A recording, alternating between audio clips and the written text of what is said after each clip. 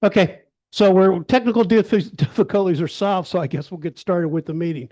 First of all, I want to welcome everybody to the September meeting of the Cowcatcher Division, and you are in for a special treat today. In fact, you're in for two special treats. First special treat is Steve Crise is going to be putting on a great clinic, and the title of that clinic is Model Railroads Across America. And also at the end of the meeting, we are going to have a birthday party for the NMRA. So we got birthday cake and everything. So there's 90 candles, Jim, so I don't think anybody's capable of blowing all those candles out. um, okay, as always, I'd like to invite David Crumpton to talk and see if Texas Western's got any announcements they got to make. Good morning, everybody. Welcome to the Texas Western. We're glad you're here. Two things. I have a flyer from the North Texas Historical Society. There's not enough flyers for everybody, but I'm going to start up here on the front row. If you're interested, take a flyer. And if you don't get a flyer and you're interested, try to find somebody that did get a flyer. It's an event they're putting on in November. So you've got some time to plan some great activities that they've got cooked up. So I'm going to start those right here. Take one and pass them around. Okay, do we have any new members or guests here today? Yes. Anybody new here for the first time? Everybody's old hat. Okay. Again, thank you for coming to the meeting this morning. We hope you enjoy the club, and we're grateful that you're here. Dick, that's all I got. Okay. And David Cranda, who do we have joining us on Zoom? I saw Bob Mangrum. Bob, how you doing this morning? I'm doing great.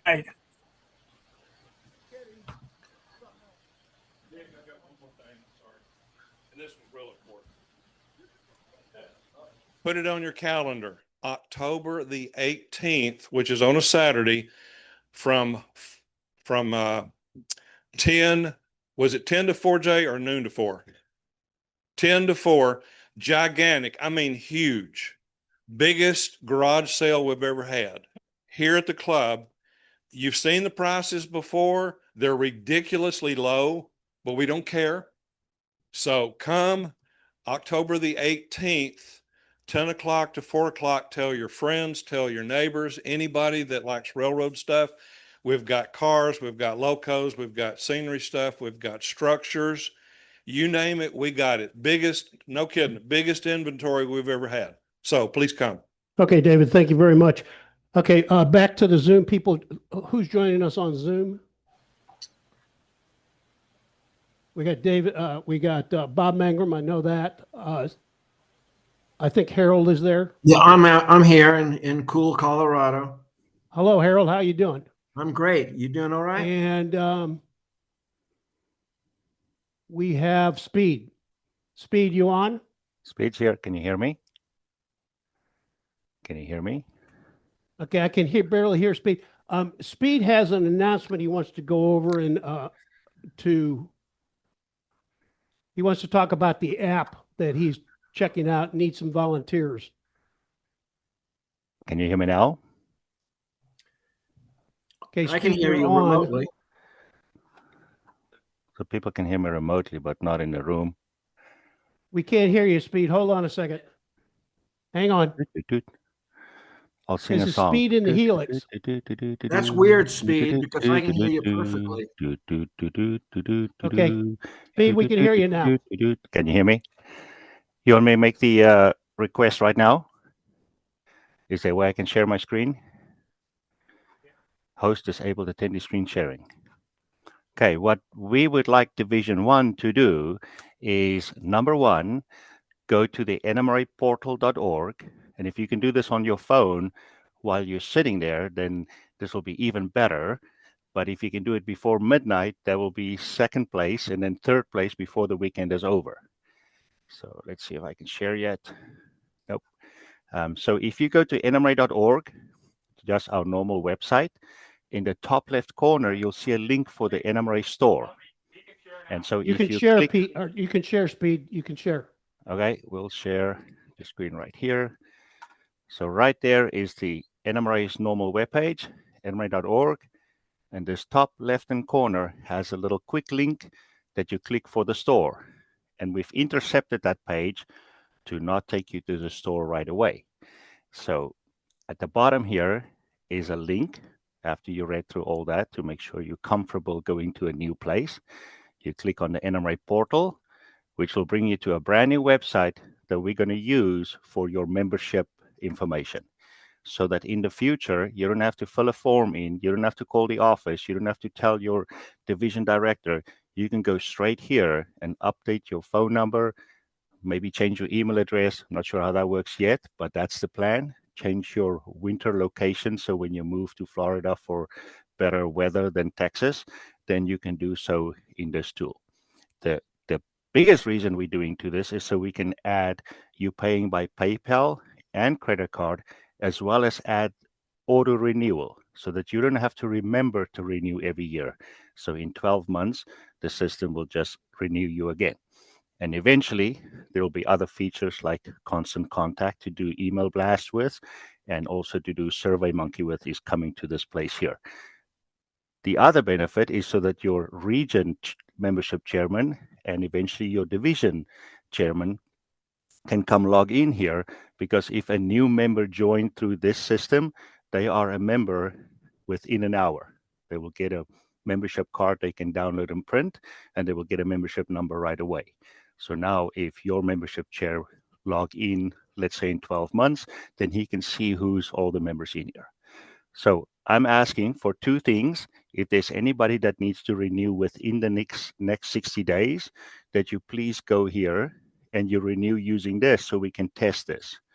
And if not, I would like the rest of you to log in, register, authenticate in your email, and log in so that we can verify that your membership, your division number is correct in the system.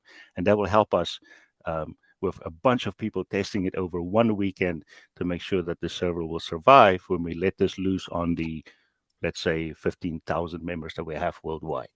Speed, if somebody has trouble logging in or using the portal, can they contact, how do you want the feedback? Or do you want them to call you? Call me, Discord message me, send me a text message. My email address is on every NMRA page. If you can see this screen here, every NMRA page has this blue thing in the bottom. It's called the footer. If you click on the first link in the footer, organization and structure, and you scroll down through all these people that got voted in, then I always claim you get to the place where people are doing the work. So NMRA IT department sits right there. You will see my face there, and there's an email You'll address. see his ugly picture and you'll know you're in the right spot. Correct. So nmraportal.org is where I would like you to go this weekend and register. You'll get an email with a link to authenticate. When you go back, you log in, and then you will see, go into the membership information. Just make sure it says Division 1, because we had some trouble with that upload.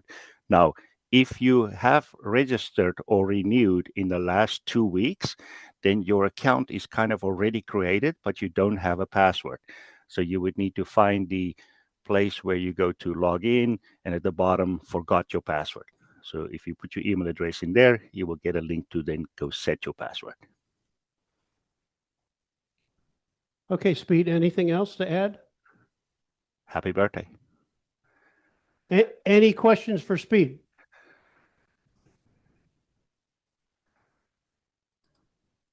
Back up to where, Mal?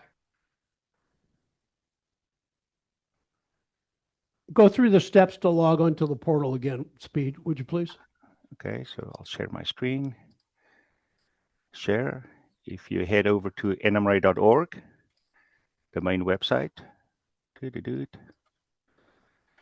then without remembering anything, oh, now we have happy birthday. How did that happen? On the main NMRA website, in the top red bar, it says NMRA Store.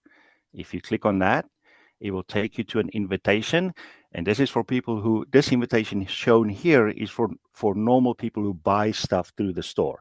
That's not what I'm talking about. But in order to buy something in the store, you would go through the same steps here. This is for people who are members. that would like to see their membership information. If you scroll down the page here at the very bottom, you'll see there's a link that says click here. That will take you to the member portal. And then under login registration, you click user registration. You're going to fill in your name, your email address 2 times, a password that needs to be 13 characters with a number, a symbol, an uppercase letter, and a lowercase letter. And your country should be picked, and you agree to the terms of service that you don't have yet, so don't worry too much about that. And when you click submit, it's funny, we have this terms of service that has existed for the last, I guess, 14 years, but we've never published the terms of service.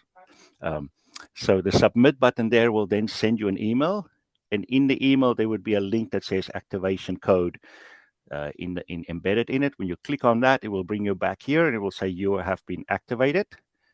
And then you need to go to the login part, which I don't see that login link, and then you put your email address and the password, and then you log in. Okay, And Speed, from there, we got a couple more questions. First, go ahead, Steve.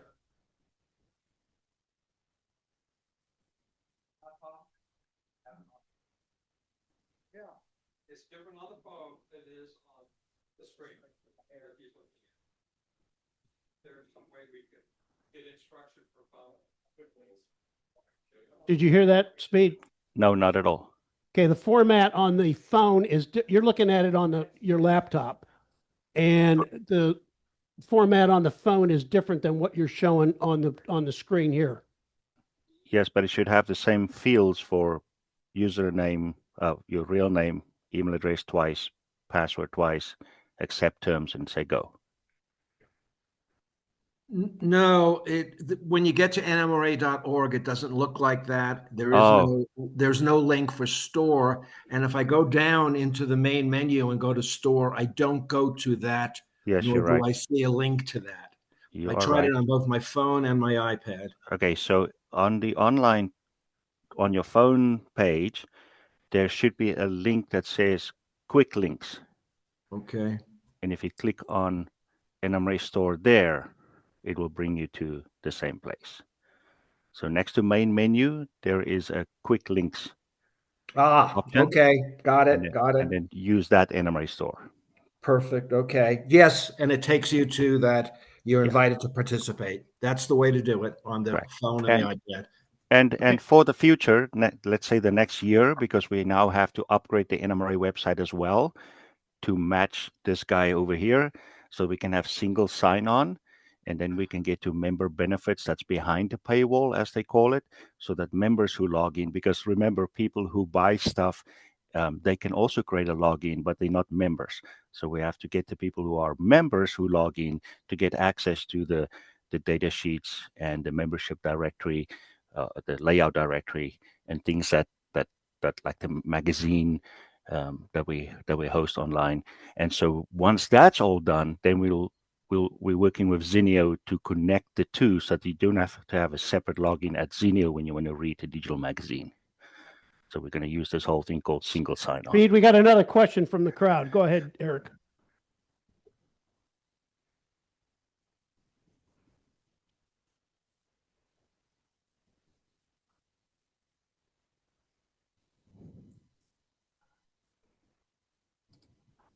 Did you hear that, Speed? No, just silence. Can you repeat? Okay. On the phone version, it will not let you enter any data into that registration form. You can't enter your name, you can't enter your email or password or anything. It just will not accept any text at all. Membership registration, user registration, full name, GERT, email address. So I can type it in right here on my phone. Are you Android or Apple? This is Android. That's why. The Apple phone will not take it. I'll run downstairs and get the Apple and check it out. Yeah. Some people are. Yeah, I got an Android and it's not doing it, and several others on the same boat. Oh, so you're Android as well? Yes. Yeah, and there's 2 or 3 others here as well. But it's That is horrible news. And this is why we call it beta testing. Thank you for helping.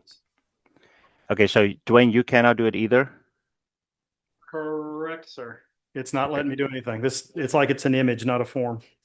And if you refresh, same problem? Okay, page is reloaded. Yeah, it's not letting me enter anything. But you do have a menu at the top? Let me hide this. Stop sharing. Possibility. They took us to the FAQ. Yeah, I've got an FAQ at the top of the page right now.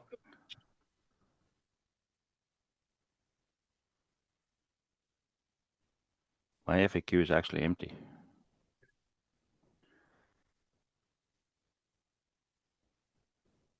Are there at least a few people in the audience who can type their names in? Is there? What OS are you on? Or what Android or Apple?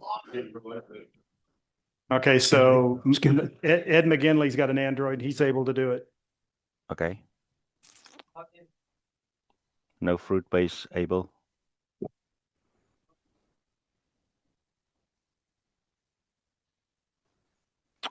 How about Harold? Harold, could you do it? Okay, all right, I know what. I'm on Apple. Okay. Okay, if you're on the main screen that he brought it up on the home screen, there's a little dash line up on the upper right side. On there is one called login/registration. Go to the user registration in there, and that will give you one where you can actually type it in. But Don't So go the way he said it. But is that the correct form to be filling out? Yes, that's the one where I was. Well, Yeah. but I don't know where's the broken one. It was on the FAQ page, so you should be able to type in that. But the FAQ is an image of the FAQ is the manual. So the manual you cannot type it in the manual. Eric, you're right. I just did that. I'm doing that now on the Apple. That seems to work. Okay, so you And I guys didn't said, see login registration before, but when you do exactly what Eric did, and it's accepting my name. so you claim that the FAQ has an image of what it looks like, and you want to type it into the image. Yeah, because that's what the instructions sounded like, Speed. No, instructions never said go to the FAQ. But that's where it took us. That's where the link took it. Oh, maybe if you mistouch the registration, you touch FAQ, then it takes you. No, when we went off the quick links to get it there, it took us straight to the FAQ.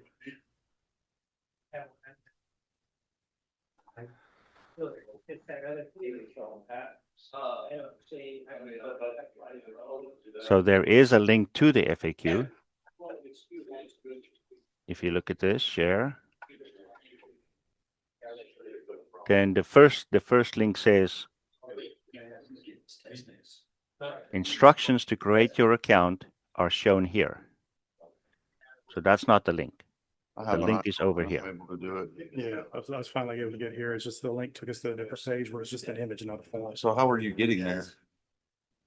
Go to the store. Here. Yeah, And, login registration. yeah, the login registration and user registration. Yeah, mine went right there. I didn't have a Yeah, problem. mine didn't. Hey, Speedy, do we want to adjourn or stop this Sure. and you Done. go back and regroup or what? We're good. Yeah, wanna don't regroup? click on the link that takes you to the FAQ. Take you on the big link that says take me to the portal. That's all.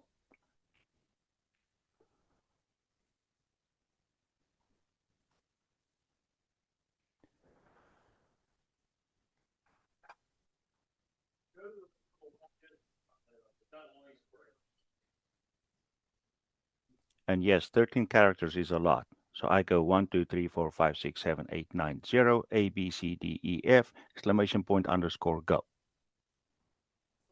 I'm not sure why we came up with that number.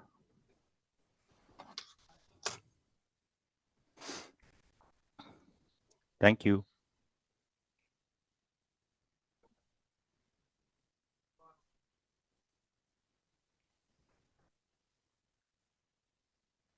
Okay, Speed, we're going to move on, okay? Copy. Thank you, Speed. David Grind, you're back from your vacation in Michigan. Well, wake up and go through your treasurer's report, please.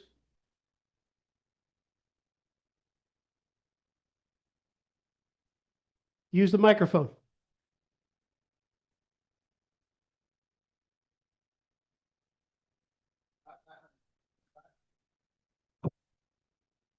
Check, check. Okay, here we go. Maybe. All right, our August 1st balance was $6,300.30. We had receipts of $57, expenditures of $302.05, ending August balance of $6,055.28. And our CD balance is $23,094.98. You have any questions about this? You can talk to the assistant treasurer. David, thank you very much. Jim Archer, can you give us an update? You're coordinating the pay it forward module. Can you give us an update on that, please?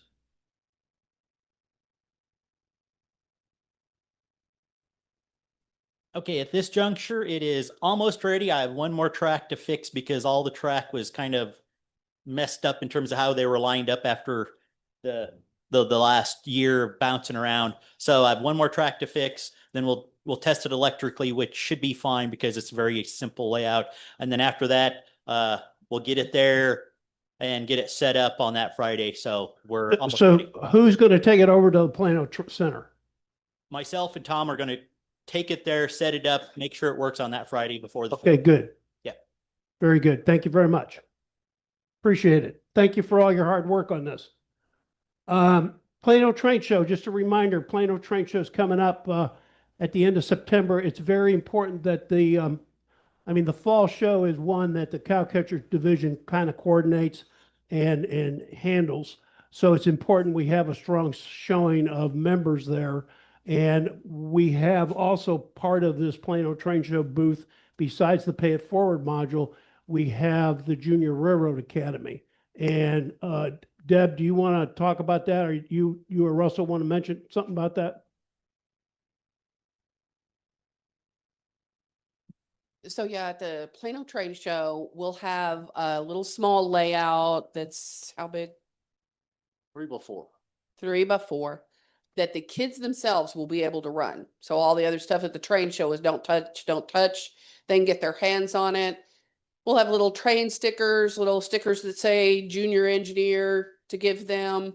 And we're going to try to get as many kids through there and get their parents over to sign up as much as we can to try to get the parents involved, get the kids involved, and get the kids more hands-on than they are at the train show.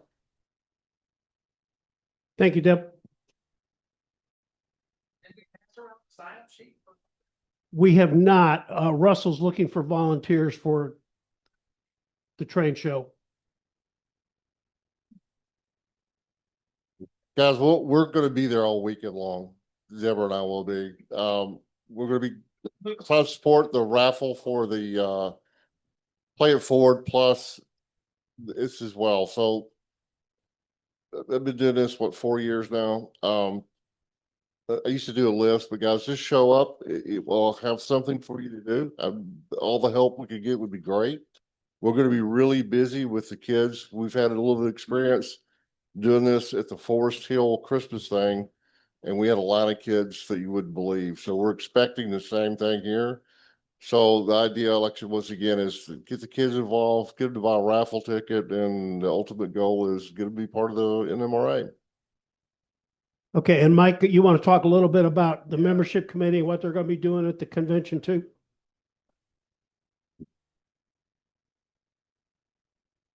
Hey, super. Yeah, we've got, I've got people committed to be there Saturday since Russ and Deb are going to be busy with the kids. Dr. Walter and Dr. Berenschweig will be there. We really need some people to commit to be there on Sunday. We will have the NMRA rack cards that display. We've got the Division I cards. We'll have sign-up sheets for both regular membership and Rail Pass.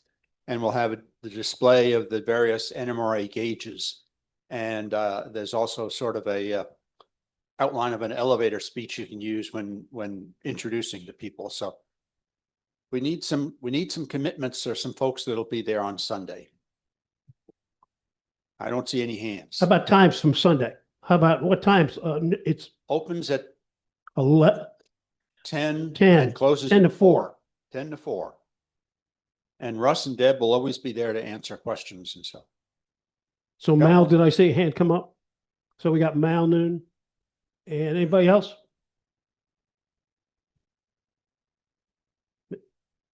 Well, someone will show up. And you guys will be backing up. Okay. Mal, thank you for volunteering.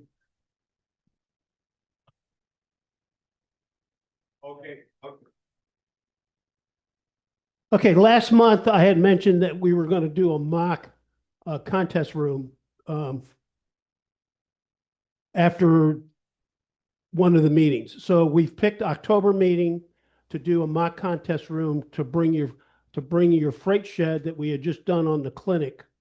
I encourage everybody to bring their freight shed in, and we'll kind of go through the steps that would normally take place when we were in a contest room.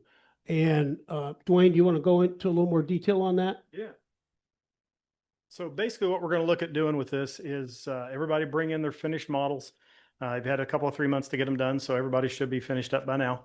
And we're going to go through basically we're going to score them and talk over with your, while you're here working through them. We'll sit here and kind of go over what you've done, what the scoring works out to be, why, and all that kind of fun stuff. So we're basically going to do a demo judging is what it boils down to, or a demo evaluation.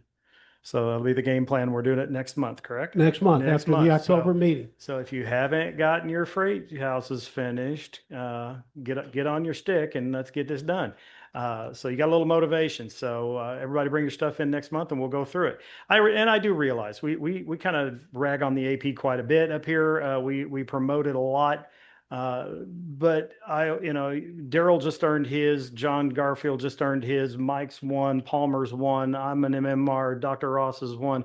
We've got several of the guys in here who have gotten their MMR now, and every one of them, where's Jumbo?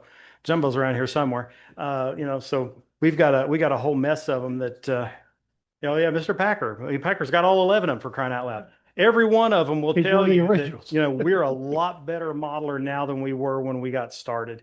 And this really will help you become better at what we do. I really encourage it. And this will give you a chance to kind of see it soup to nuts. And like I say, I realize it's not for everybody, but the end goal of this is for us all to learn and get better at it. And this can help you do that. So get your stuff finished, bring them up next month, and we'll all take a look at it. Yes, sir. No, you can bring anything you want. I would encourage you to bring the freight station, but since you weren't here for any of it. He did it probably even after I made them in scale. Yes, there is, as a matter of fact. Hey, and I want everybody to understand that you'll come away from this with some very constructive ideas on how to improve your modeling. Yeah, this isn't one of these things where we're going to sit down and go, you did it wrong. Maybe we're going to go through it and say, okay, this could be better. This could be better. I would do this. You can do this to fix this, that kind of thing. So this will help you to get better at what we do. And let me jump in. I call it a mock contest room, and maybe mock was the wrong reason. It's a contest room judging, and we're not going to mock your models. We're going to constructive criticism to improve your modeling. We'll mock David's. Well, okay, that's the one exception. See, you've been gone for months. We've been saving all this grief up. Yeah, there you go. There you go. That's much better. But no, we'll do a full-up evaluation on it. We'll hopefully pass on some ideas and some tips and tricks. Yes, sir. You betcha. Yes. Because I have a news flash for you. I'm going to bring forms. So everybody will at least get a score sheet out of this that they can apply toward their AP. So. Okay. So we got some upcoming events coming. I want to go ahead, Mike. Personal experience. 2013, just being a brand new member to the NMRA. This guy right here tries to convince me to enter some stuff in the contest room at the regional convention. No way.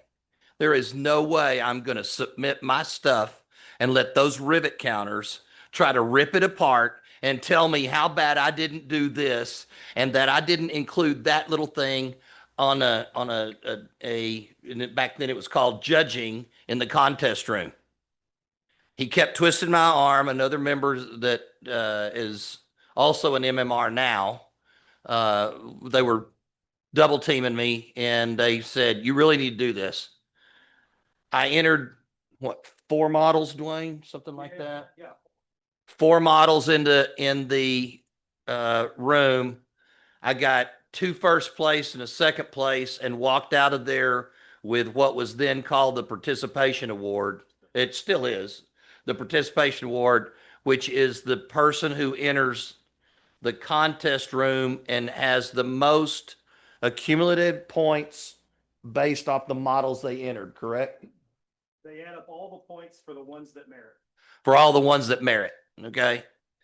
And I came back the next year and won the participation award the second year as well. Don't if you're worried about it or things like that, sweep that away because I'm a living example of that's not the way it turned out. Okay. I just want to throw that in there. Thank you for sharing that. Okay, a couple of upcoming events besides the Plano Train Show in the end of September. We've got September 20th and 21st is the 43rd annual Central Mod Train and RPM show. That's in Tyler. Temple, excuse, I always get that mixed up. In Temple. And then in November 1st and 2nd, you got Train Fest that's being sponsored by the NMRA out in Milwaukee at the Baird Center. So keep that in mind. All the details are on the website. There's a link to Train Fest on the website now. So check it out at cowcatcherdivision.org. Okay. AP announcements. Mike, you got any AP announcements? AP announcements for the division? We've got several people working on several different things. Brother Cowles, even though he got his MMR and qualified last month, he's still working on more certificates. Congratulations for that. He's going to get at least another 2. Brother McKinley is working on some stuff. Jim Ogden's working on some stuff. Mr. Pearson is working on some stuff. I think Steve Crise is going to be turning in some paperwork. If there's somebody else that I've forgotten, I apologize, but we've got a lot of people working on different things. Eric's working on some stuff, I believe. And Dick is working on things right there. Yep. So everybody's, we're ramping up, getting some good participation. Jay Waters is working on stuff. I see him grinning back there. So yeah. And then after some work on the Texas Western Club, Mr. Archer's going to dive in for a few more things. So thank you for all your participation. And if there's anything I can help you with, if there's anything that you need guidance on, please just raise your hand and let me know. I'm here for you. Thank you, Mike. Dwayne, any division AP? Oh, Steve, did you? Okay. So we had a really good month last month. And I got a few to hand out here. Mr. Cranda, can you pop off the headset and step around the corner, please? You always heard pay no attention to the man behind the screen. You need to, because this guy is the guy that pulls all this off. Mr. Cranda earned his chief dispatcher. And as always, thank you for doing what you do. And he's getting ready to turn in author. Yeah, and he's getting ready to turn in author. Mr. Archer. Now, with all this work you're going to be doing on the layout, document it because, you know, it counts towards this stuff too. But Mr. Archer here got his scenery certificate. Thank you. Mr. Brandon earned electrical.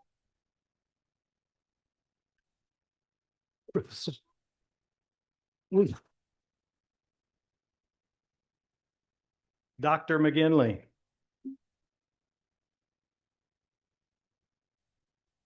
Almost a crash and burn.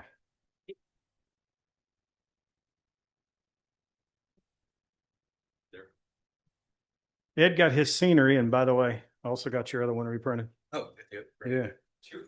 Yeah. That was a couple years ago, just lost. There you go, sir. Is John Garfield with us? I Haven't didn't seen see him. it. Okay. So John got chief dispatcher, and he finally managed to get motive power. We've been looking at these things now. When we start doing these evaluations, there, Larry Swaggart over in D3 always says you've only got about 14 million chances to get this thing right. And John's been working on his motive power for a number of years and was able to get those done. John finished up with motive power and chief dispatcher. That gave him 6 and 7. He is now a master model railroader. Way to go, John. Mr. Cowles, last but not least. Well, maybe. Or least but not last. Yeah.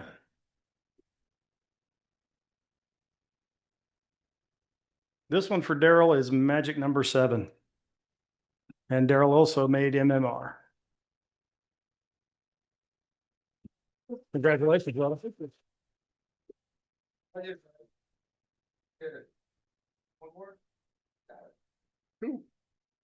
Congratulations. All of these have been approved. If you go out to your list of the MMRs now, Daryl, you're like what, 802, 3, 4? Yeah, 2. Okay. Yeah, John's 804. I don't know why. Yeah, I don't know why they did them in different orders because they both got submitted at the same time. But yeah, so at any rate, we had 2 new MMRs last month. We had 3 total for the LSR. Steve Jacobs down in Division 4 also got his, and very well earned. He's been working on that now for a number of years. I submitted 3 for him, and that finished his off. So again, if you've got any questions about this, please get with me. If you've got any hesitation about it, please get with me, whether you got the questions or not. You just, I don't want to look at it. Come on over and let's talk about it. I mean, this is something that you don't have to have done in front of a room full of people. You don't have to enter it in a contest. You can bring it up here, and me and Jeff or me and Mike or Mike and whoever else, we can get people to evaluate your stuff over in the deep, dark corner, and you can sneak it all off home if you want to. We can come out to your house and do it. And there's some things like scenery and things where you almost have to, unless you get lucky and it's all on modules like Jim's was, that he was able to bring it up here. So, but again, like I was saying before, this will make you a better modeler. It's going to show you the different things that you could do better and give you an idea of what it is we look for. And that's going to be the big thing we're going to go over next month. It's going to show you what we look for when we evaluate a model. And there are just certain steps that we take when we're going through things, and we're going to walk you through all those different steps and give you an idea of how to look at a model differently. And I always encourage everybody to, and I know Russ and Deborah have gotten into this, but get involved in the contest room as a judge. We'll take everybody. If you've never done it before, fantastic. We're here to teach. And it's a real eye opener. And Dick talked about that last month. Because he did his first round in the contest room with us this year.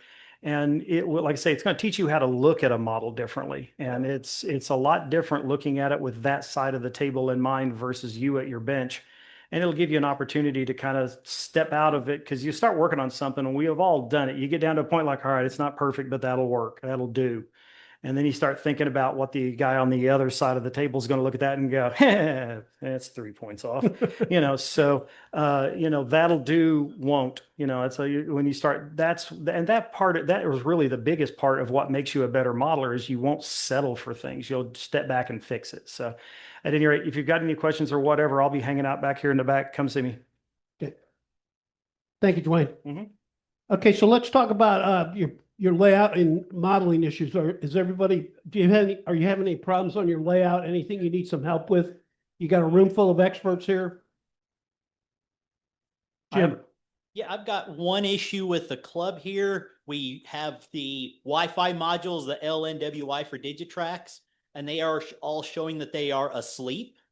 And after a week of going back and forth with Digitrax, they're just assured that all 3 of them can't go dead at once, and that we've got a cable problem, even though I have tried them on my personal layout and here and everything. So if anybody, the one thing I can't figure out to do is how to reset them, because their instructions with the LNWI say one thing.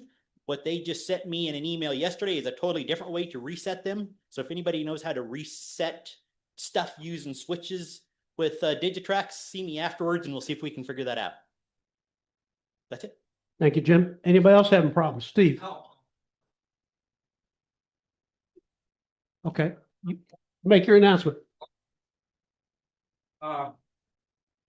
Unfortunately, on the same weekend, September 28th, Saturday night, I'm hosting a night photo shoot in Albuquerque, New Mexico, on the 29-26. If you're some airline miles, you could probably do both events.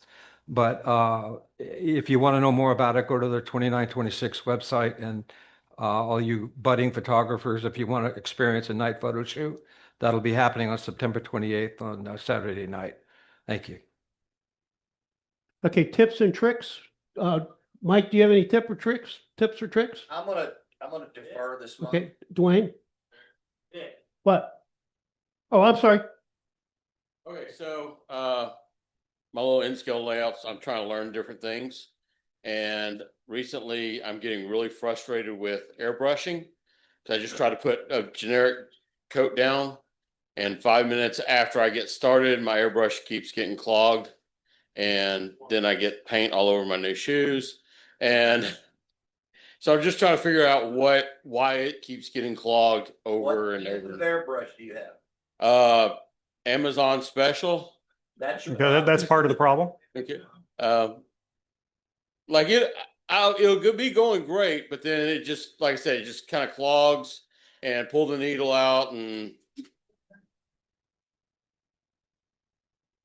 man, I don't know. Is it an acrylic? I'm sorry. No. It's I've got some airbrush paint, and I've got some other really thin paints that I use. It's not. I don't use the acrylics or enamel. I do know that. Yeah, I believe so.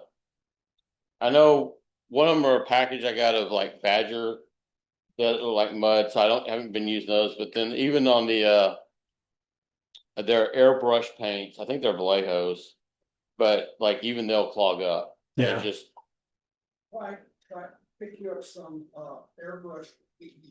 okay. Okay.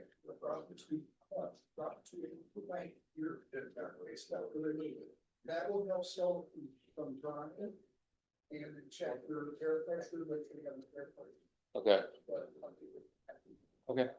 The other trick to that too is you're just saying it's not an acrylic or an enamel, but enamels are solvent based. So any of the solvents, you can shoot that with a smaller needle.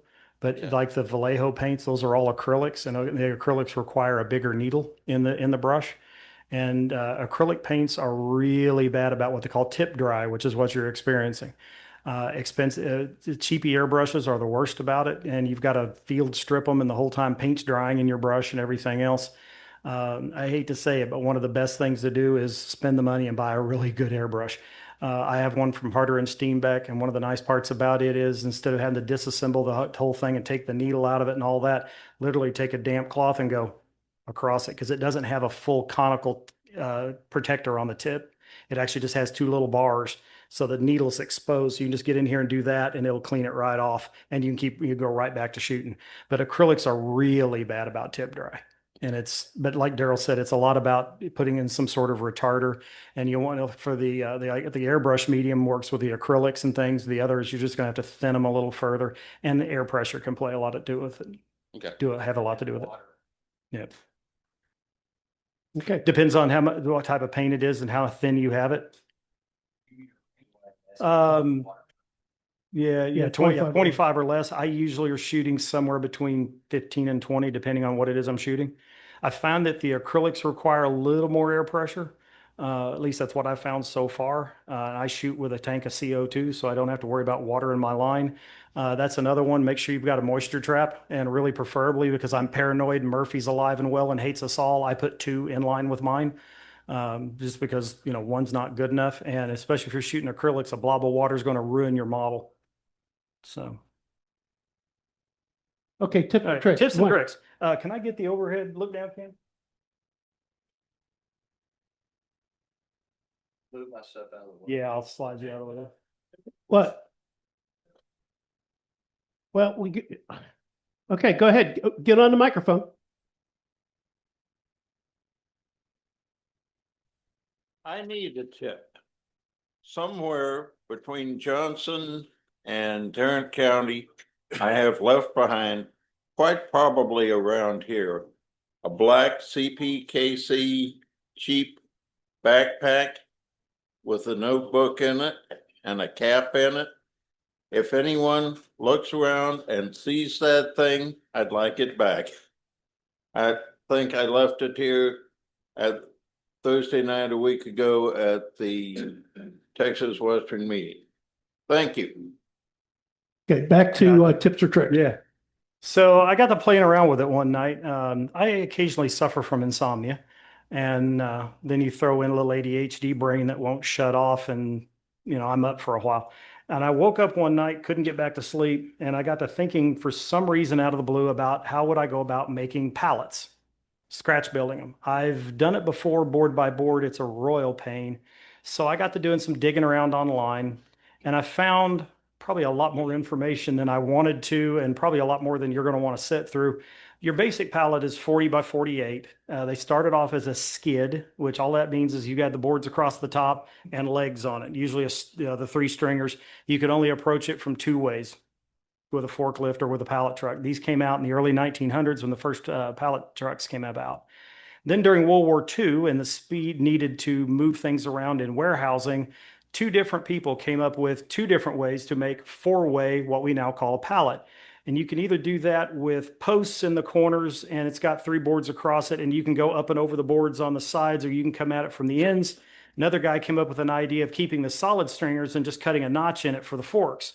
Both of those didn't get patented until after the war, but suffice to say, that's what we still use today. The top board configurations change around. Food service has its own pallets. Glass service has its own pallets. Automotive parts has its own pallets. There are some that are solid. There's about 8 or 9 different types of pallets that we ran across online. Some of them now you can get them. There's companies that refurb them and everything else. But I got to thinking about how would I go about modeling one of these things without doing it board by board. So what I came up with was this design here on the laser. And all it is, you get the focus there.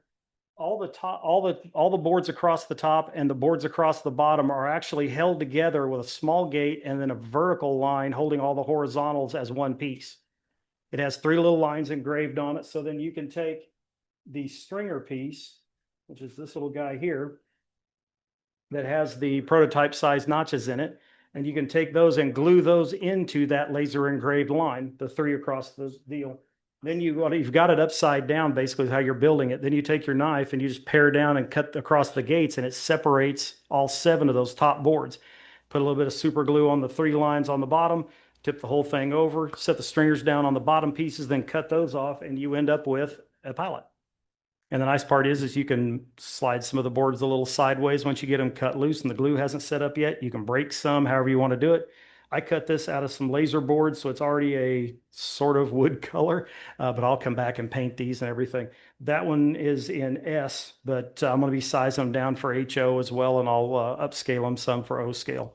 So I'll even make a rip at N scale for Mr. Grind, and we'll see if we can get these to work. And we should be able to. This laser board stuff, I can get some really, really fine cuts out of it. So we'll see what we can come up with. But the nice part is you're going to be assembling a pallet, which in the end will end up being 13 pieces, and you're going to assemble it out of 5. So it's a pretty quick one. I took them off the laser this morning, and I built the prototype over here before the meeting started. So I'll leave it up here. You can all take a look at it if you want to. Okay. Any other tip or tricks? Okay, we'll move into show and tell. Mike, you got something for show and tell, right? Got 2 things for show and tell. First off, if you have got the overhead, there we go. I have been 3D printing some loads. They're scrap loads. for gondolas. And I've got them in 40-foot and 50-foot scrap loads that you can see here. I had the main part of the loads printed. I've got some more in the back. I sell these if you would be interested. They're not painted. I'll let you paint them the way you want to. And then I also just recently, this week, decided I was going to go back and add, what's the term? Schwarm, Dwayne? Schwarf. Okay. I added, it's the millings that come off of a CNC machine. And so I added those down in there for a little extra detail, but you can see how they turned out. I thought they turned out pretty well. If you're interested in buying them, I've got 5 different loads. I can make them. If I don't have them in stock, I can make them for you for the dimensions you give me for whatever gondolas you have, because there's multiple, even though it's a 40-foot or a 50-foot gondola, whether it's an AccuRail, a Roundhouse, or an Athearn, or whatever brand it is, they're all a little different on the ID of the gondola part. So whatever you got, if I don't have it, I can scale it and fix it for you, and print those off. Like I said, I've got 5 of them. I sell those things for $10 each, or 4 for $35, for if you're interested. That's number 1. Number 2, and I've got more of those in the back if you're interested. The other thing is, recently I was putzing around on the internet. It is a technical term. And I found a car that you can, let me see if I can get this. Who's gonna get it? Oh, okay. I found a car that you could print that holds a GoPro. And I printed it off, assembled it. Trucks and couplers are separate. You have to bring your own. I also added some tire weights to the side of it to let it level out a little bit, because the GoPro, when you mount the GoPro inside of it, it's a little heavy on one side, so I wanted to get it stable up. But anyway, I filmed my layout the other day. It gives you an entirely different perspective of what your layout looks like from the engineers, from the cab view, okay? And so I would like to give you a little overview. And for those of you who haven't been to my layout and haven't seen what it looks like, here's a little film of my layout. And I just filmed the Texas Western this morning before the meeting, but we'll get that one put together. If you're interested in your layout doing it, I might can come over and help you out. So here we go.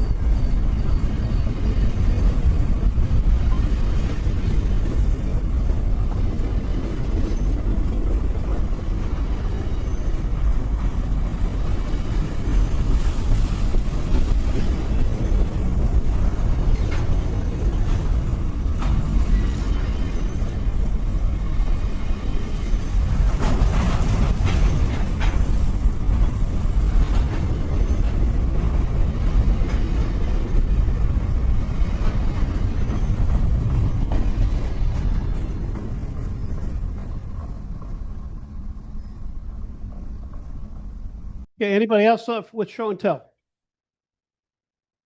Daryl?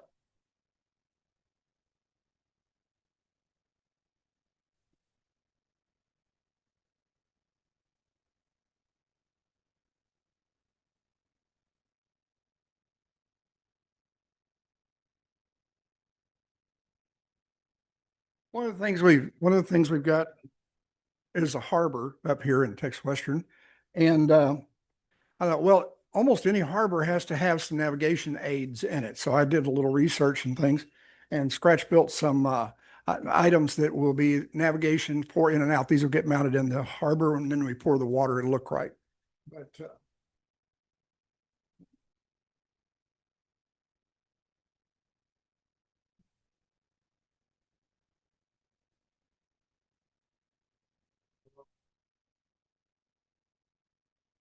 well, I'll leave those there. They have the correct signage on them for entering and exiting harbor areas. I don't know if you can come up with your camera or not and get a picture. On the table. Yeah. Oh, okay. Yeah. Here, well, I can probably, let me see if I can, Can I help you? without shortening anything.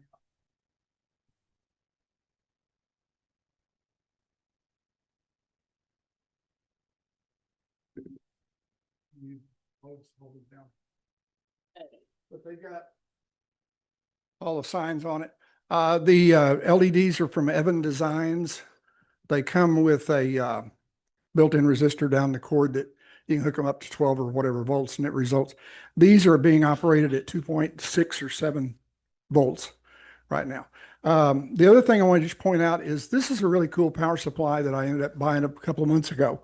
You can dial up and down what you need as voltage, and it really is great put on your bench, because then you can figure out what you want, what brightness that you want for your LEDs. And then you'll know that if you're going to put a resistor on it, you need to put a something will give you 2.6 or 7 volts output. I believe it will also read how many milliamps it's pulling out, that those bulbs are pulling. So that'll help you with the size of the resistor as well. Or it tells you how to set up your buck converter if you're using a little buck converter. But turns out good. 2 of these will go toward the back where the entrance to the harbor would be. 2 of them will be right there before you go into the bridge to the other part of the harbor. So these are made from soda straws, basically stir sticks. It's got some gravel on it for the barnacles, and I looked online, found the shape of the signs that had to be on them, drew those up on my computer, printed them, shrunk them down to the right size, thinned them, glued them to 10,000 styrene, and put them on there. So then everything's weathered. Very good. Even got a critter sitting on one of them, right? All pelicans. Okay, deal or dud. So, Trapper, let's do deal or dud. Before you do that. Oh, wait a minute. As you know, we're looking at building a canopy for the division, and that's pretty much design is done. And then we got word that NMRA is going to be reissuing a new logo. Okay. Of course, we went from the steam engine thing to the circular logo that some people think looks like other things. But anyway, they're coming up with a new logo. It's supposed to be out November 1st.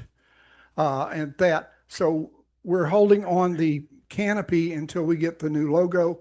We can have that logo put on the canopy then. So we'll be correct. We won't be at an out-of-date logo on something as expensive as that canopy. The other thing is that, and I talked with Gordy via email, and he said that what they want to do, what they're trying to do is to make a standardized logo for everybody. So you would not have individual logos for divisions, regions, that type of thing. You would have the NMRA logo, and then under that you would have what region you were in, what division you were in print. But the deal is they want everybody to have that logo so that it becomes very much more recognizable. When you see somebody with that logo, you know what it is. If you see somebody with a Cowcatcher logo, you may or may not know that's model trains. You know, you think, okay, maybe That has something to do with ranching. I don't know. But anyway, that's kind of the standard on that. They're supposed to have a new logo released November 1st. Okay, Pepper, let's do dealer done. Then we'll take a short 10-minute break. And while we're getting set up for this, I want to remind everybody, this is all these gift certificates are from Model Train Crossing, and they are moving at the end of the month. Or end of September. They're moving to a place in North Richland Hills closer to the Tex Rail train station. Right off of well, it's called Brandy Place or Brandy Road, something like that. Okay. Before we start, remember I didn't have coupons last time, we were IOUs. Who did not get their IOU? I got one I need to give. Who got an IOU?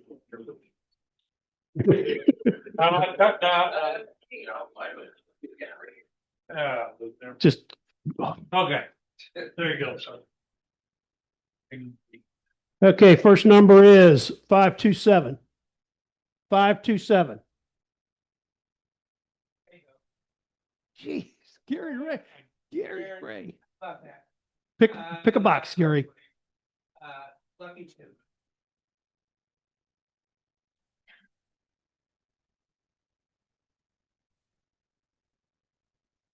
Hey, you deserved it. 2 dealer duds.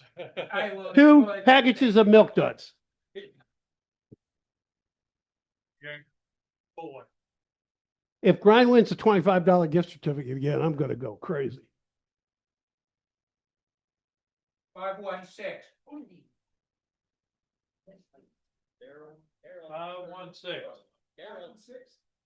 Daryl. Oh, 517. Come. 3.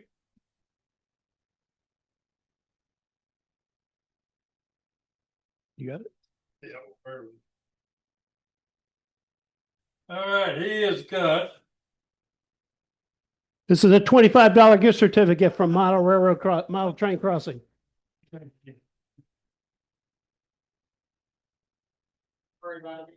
That's true. All right. What?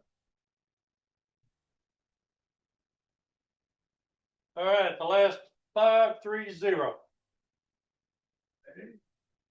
Boy. Mike Walters. Oh. Well, you're an honest man, Mike. You could have claimed that as yours. Yeah, birthday party. I just close it right back. It doesn't want to give it up. $15. 15. Fantastic. Thank you. All right, the last, what? Get back over here. Pull it. 510. Oh, 510. you got one last week or last month too. I wonder what that is. $10. Maybe $10.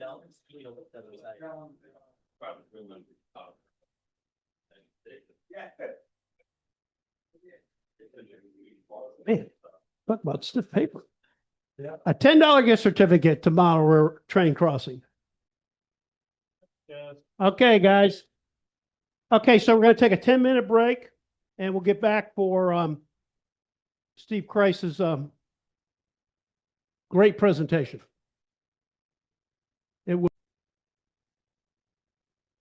Hey, can I get everybody's attention, please? Everybody's attention. This month's clinic is put on by Steve Crise. It's entitled Model Railroads Across America. It's a brief tour of model railroads of all scales that he has photographed around the country. It should be extremely interesting. And you know, Steve is an excellent photographer. Steve, it's all yours. Thank you. There you go. Good morning. Thanks for having me make this presentation for you. As soon as it comes up, I'll start talking about it. Basically, this is a fun clinic. Sit back, relax. If you have any questions during the presentation, let me know, raise your hand, and we'll have that back and forth. So this is a result of my experiences with magazine photography for basically Kalmbach Publications, starting in about 2005. And they would send me around the country shooting multiple layouts. And there we are. So it's model railroading across America. And let's go to the next slide, please. So we're going to concentrate mostly on layouts, and I have also included dioramas because that's actually where I started this kind of photography, model photography, is with dioramas that I made in my studio for magazine covers. Next, please. So we're going to start with layouts first. So my first real job for this was the 70th anniversary for Model Railroader, and they sent me to San Diego, which at the time I was living in California. I'm from California, so it was an easy drive south. And how many have been to see the layouts that are in Balboa Park in San Diego? Oh, wow, quite a few. Yeah, so you know how large they are and massive. Well, this is the La Mesa Club, who is basically, next slide, please, modeled the section of the Tehachapi, the line through the Tehachapi Mountains from Mojave to Bakersfield. And this is what it looked like in 2003. I'm sure it's expanded since then, or at least I think they have completely finished it because I haven't been back there since 2003. So I have no update. Excuse me? And thank you. It is complete. Next, please. So they afford themselves with spectacular scenery. And while I was photographing the layout, and I'd been to Tehachapi, the real Tehachapi, many, many, many times, and this layout evokes that scenery. It makes you feel like you're there. They did a very good job with getting that point across. Next, please. I believe this is their version of what's called Cliff, which is above Bealville, if you're familiar with the area at all. It's quite an exciting railroad in terms of making elevation in a short amount of time. Next, please. Because of the expanse of the layout, it was difficult to light. I think it was the largest lighting job that I had at the time. I think it still holds the record. It took me about 18 hours to shoot the thing. And I have to come back with the magazine, keep this in mind, for any publication, at least 10 images, at least. And always during that process, I'm trying to think of a cover. So I think not only horizontally, but vertically as well, which you need to do. You need to think about that if you ever are going to shoot your layout for a magazine. You have to think of that cover shot. Next, please. This is, let's see, Caliente. Thank you. I need help. Yes, that's Caliente. And you can see at this point in time, they were modeling the transition era in the late 40s, early 1950s. So that's a pretty exciting time in terms of rolling stock and locomotives and buildings. I never saw this personally. This is not the Tehachapi I'm familiar with. But anyway, next slide, please. Another one of the views. You can see just how expansive the layout is. I mean, it goes way back there. And they had taken in fact that the view that you see of the layout, the background is complete from top to bottom. So you get that feeling you're standing there, you're almost completely surrounded with a view of just the layout. Next, please. So moving on to another scale, by the way, I forgot to mention that. Of course, you probably know that La Mesa was HO scale. This is a layout in Tucson, Arizona. It's a 3-rail layout. And we're going to be jumping back and forth between scales, so I try not to leave out anybody. This is quite an interesting layout that is in Tucson, Arizona, a dedicated building at a club that shares its space with the museum. Next slide, please. It's not the same layout that I just showed you, but this is a secondary layout, and you can see they have a lot of display in this area. I believe this is a display that is a separate club, but I think if you go there, you can operate this one. The other one you cannot. That is a club layout, unless, of course, you make arrangements in advance. And this was shot for a magazine article in Classic Toy Trains. Next, please. The same layout. And again, I'm thinking vertical for the cover, and that's why sometimes I shoot things like this. Go ahead. Next slide. Moving on to Richfield, Ohio. This is a private layout. And one of the things that I got hired to do other than magazine work is, are you familiar with people that build layouts for you? Are you familiar with that? That is a trade. Several people around the country that perform this type of service. And from what I understand, they start at a meager price of about $200,000. And for that amount of money, they will come to your house, measure the space that your layout will be in. They go back to Florida. And for this particular company, it was based in Florida. They will design that layout with talking to you over that period of time, show up with an Atlas van one day, and they will assemble your layout over a period of a week or so, hand you a book of operating instructions, and you're off to the races. So if you prefer that kind of adventure and you have that kind of money, these are your guys. So this is an example of a man who wanted to have both O and HO. So he integrated the two scales into his layout. Next, please. So the first slide was an HO example. This is his O scale. And he cleverly used the HO in the background of his O scale, and he dedicated a separate section of his building. Yes, he had his own building for the HO scale. So they did intertwine, but wisely he used the smaller scale in the background. Next, please. Same layout, lots of great detail. Some of these layouts are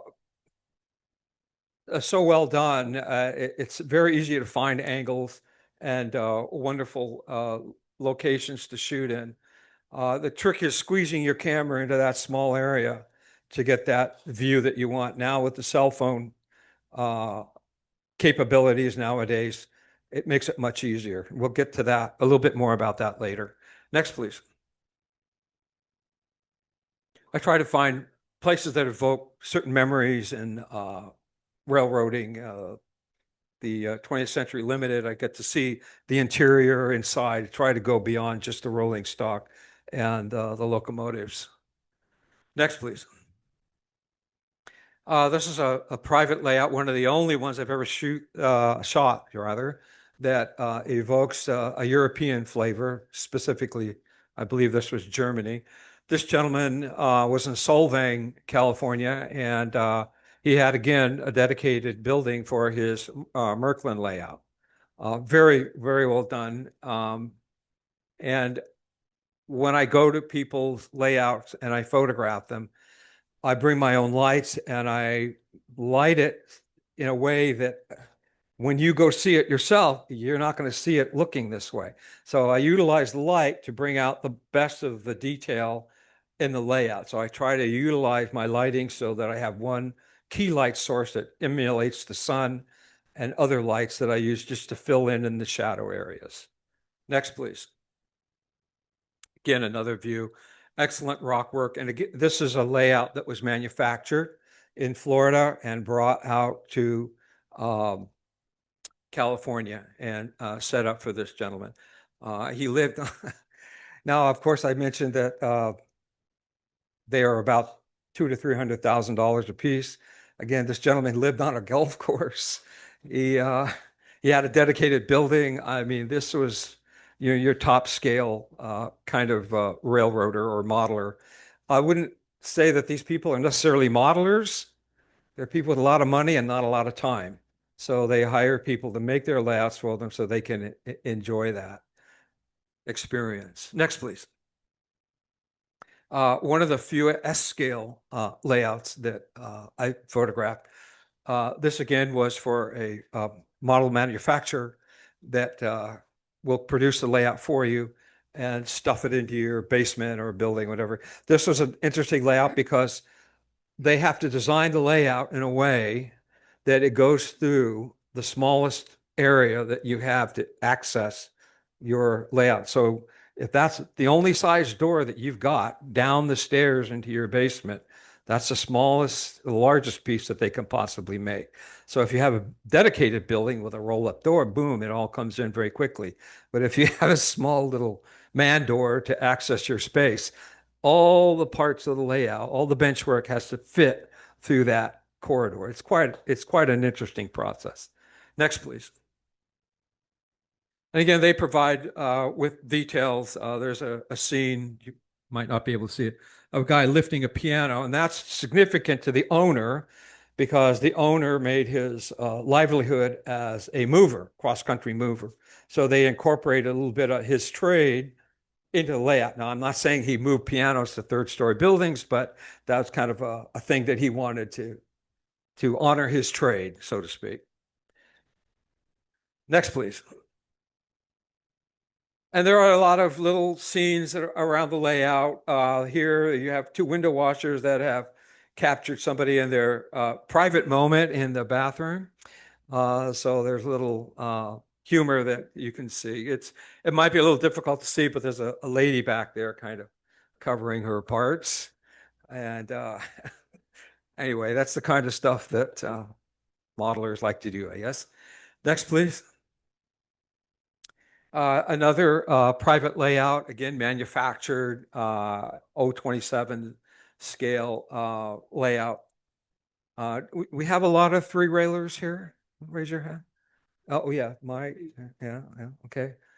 So this is pertinent to somebody in the audience. I think I did mention it was a manufactured layout. This is the scene of the engine house at this Fort Giroux, Michigan. Again, this was a dedicated building that the gentleman had. Next, please. He also had this amazing terminal. I think he had a 4,000 square foot dedicated building on his property. 4,000 square feet. And for 027 scale, you kind of need that space.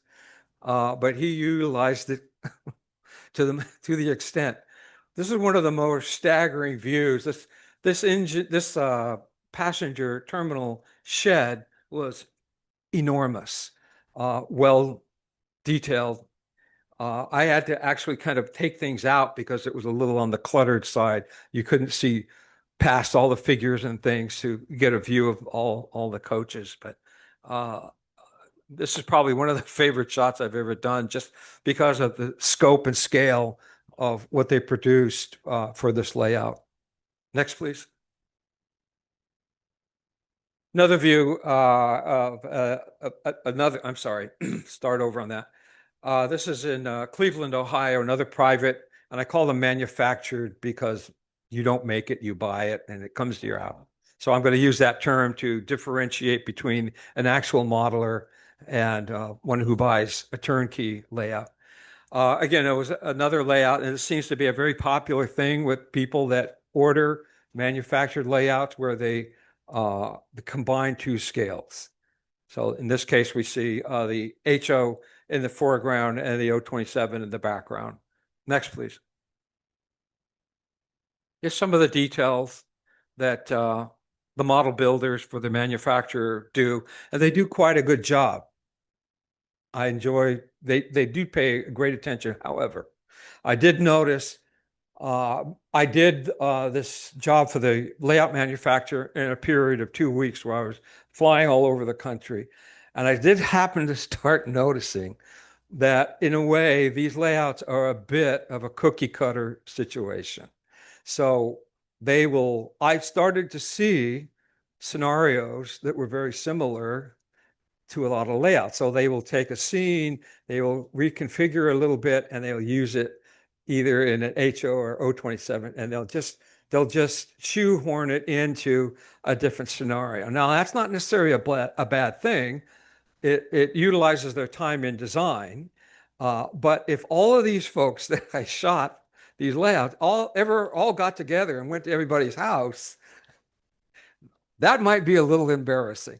I don't think that would ever happen, but I don't know if that occurs with all the manufacturers that do this kind of work, but it was an interesting phenomenon that I'm not sure how comfortable I was with that, but as long as the customer's happy, that's kind of what we're concerned with here. So next slide, please. Same layout in Cleveland, Ohio. Again, a mix of HO, O27 and HO. This happens to be a scene in the HO section. And another strange thing about doing this job in particular is most of the people that I went to their house were not there, not home. They would leave me the key under the mat and I would go inside. I never met the person. They trusted me. I didn't break anything, but it was a little freaky because going into somebody's house and doing this major thing for 8 or 9 hours a day, it was interesting. They had I'll say they had a lot of trust. This gentleman was involved in the steel industry, being Cleveland, and so his model layout was had a lot of steel activity on it. Next, please. Kind of in the same neighborhood, but you could see the multi-levels of engineering with the lines. So he had a subway line and all the different buildings that are quite similar to some of the kits that you see here on this layout, and they just use them in multiple areas. And they also did something on this layout or their layouts that I subsequently saw, where they would use scale down, N scale, if you will, or S scale in the background. So they were doing that forced perspective where you don't have an HO scale building in the background, but you would put something smaller scale in the mountainside that would fit with the idea of your eye view receding smaller in the background. Next, please. Just the same steel industry view, nice bridge. It didn't work like Russell's, but maybe you can give this guy a call and sell him a bridge. I put the dates on all of these photos, and you can see this one's from 2007, so it's from quite a while ago. And we're going to talk about longevity of layouts in a moment. Yes, sir. So the question is, how many people are in the crew that assemble the layout? I think it's about a dozen, because you have the movers that move the material in. Then you have the people that come from Florida that put it together. And then you have the people that wire it. And then you have the people that seam it. Because when you put it together, there's a seam. That all has to be made to look nice. I'm not sure. I don't know how that works. There could, depending on their workload, I would imagine, who stays in Florida and who goes to the site. I can't really adequately answer, but that's a very good question. Next, please. Just another scene from the steel area industries that are on the layout. A very nice. I guess that's an oar boat. I'm not too good with my lake boats. Next, please. This is a view from that same Cleveland, Ohio layout. This is the O27 section. Next, please. This is another layout in the middle of nowhere, Montana. And they, again, they left the heat of the house under the mat in the middle of nowhere, this deep, dark forest. It's kind of a little creepy. Going into a place, you're in somebody's house, you don't even know them. I don't want to get shot. So I was there again, 8 or 9 hours shooting this thing. Not a soul ever came by. And yes, sir, Dick. So if you're visiting the house and there's nobody there, where do you stay? I mean, are you staying Oh, at the house, or you got a motel down the street or something like that? So the question is, when I'm shooting a layout, where do I stay? I have hotel accommodations for most part. There are exceptions where I did stay at some people's house that, a lot of these people are very well endowed with money. So they have a granny flat or something on their property, and they have invited myself to stay. And sometimes I work with a writer from the magazine, and we stay on the property. But most of the time, we have accommodations because with the classic toy train thing, the way that works, they don't fly me to, let's say, Seattle, and I shoot one layout. I have to shoot 6 or 7 or 8. So they try to get 2 years worth of articles in one trip because it's expensive to fly people around with gear, and especially now it's gotten much worse. And I have to fly with lighting. I have to fly with my stands and my computer. It's quite an ordeal. It's not that easy. Yes, there a question back there? So you show up to a house, how do you get the trains in position for your photo? Very good question. On how to move the trains, or do you? Well, so the question is, how do I know how to operate the layout so I can photograph? That's a hell of a good question. Sometimes it's really easy, and I do it by hand. I'm not going to sit there and try to figure out how to run it. Sometimes I have to actually call Florida and say, how do you make this work? And they have, of course, a schematic back in Florida, and they say, well, the switch is over here and the power is over there. So I do need some instructions on how to make it work. So yeah, that's a hell of a good question. Next slide, please. Just a little bit more of the same layout. And this one, Hamilton, Montana. I don't know if you're familiar with that part of the area, but it's near Hamilton, Montana, but it's way up in the hills on some logging road. I mean, wonderful property. Don't get me wrong. It's just a little weird going into somebody's house that you don't know. Anyway, this is some of the details that were on that layout in Montana. Next, please. Next, we have an N-scale layout, and I can't do the same kind of up-close, wonderful perspective photography with N-scale because at the time, I wasn't utilizing the software for doing photo stacking. Are we familiar with what photo stacking is? Yeah, number of hands. Just a quick description. Photo stacking is something you could have never accomplished with film. In the old days, let's say the example that we saw at the very first slide, that cover for Model Railroad's 70th anniversary at the La Mesa Club, I was utilizing a 4x5 camera.